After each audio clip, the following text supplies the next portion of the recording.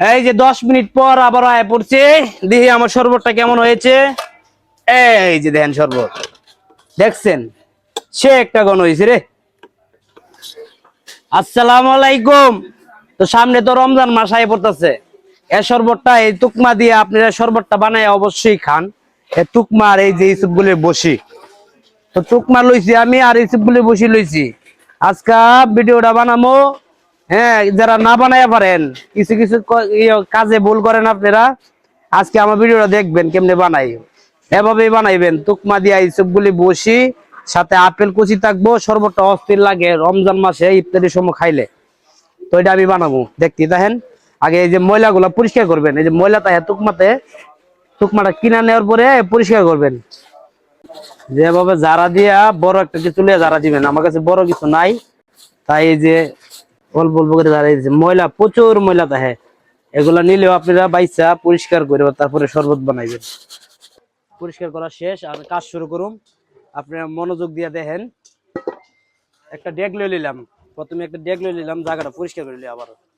তো যেটা বলতে চাইছিলাম, যে যারা ভুল করেন, ভুলটা সে জায়গায় প্রথমে পানিটা ঠান্ডা নিবেন না, নর্মাল পানি নিবেন। অনেকেই চাই কি বরফের পানি একসাথে দিয়ে আমি বানাই এলাই, তাহলে কি হয় জানেন, যে তুকমাটা যদি বরফের পানির সাথে দেন, তুকমাটা চিম্বা থাকবো, সাদা অংশটা ছাড়বো না। কারণ এগুলো আমি করছি, আমি জানি। এই যে নর্মাল পানি নিলাম, নর্মাল পানির সাথে আমি তুকমাটা ভিজাই দিব। 2 থেকে 3 মিনিট ভিজাই রাখলে এটা একবারে সাদা হয়ে যাব। ভিডিওটা আপনারা ভালো লাগলে শেয়ার করে দিবেন, যাতে সবাই দেখতে পারে।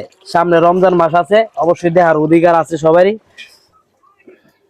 তুকমা দিয়ে দিই, পানির পরিমাণ মতো আমি তুকমা দিয়ে দিলাম। যেহেতু নিচি চলবো, আর লাগবো না। দেখবেন 2 থেকে 3 মিনিট আমি রাখবো এভাবে, সাদা হয়ে যেতেছে।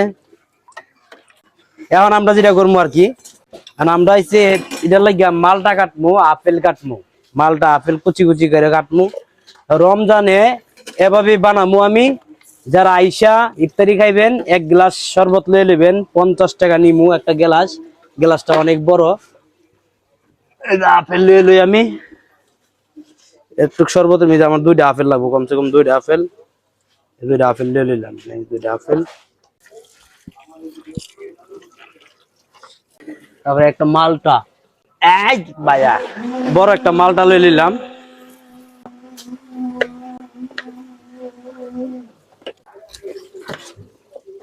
এই যে আমরা আপেলটা কুচি কুচি করি এখন, এই যে এরকম ভাবে কুচি কুচি করে লমু।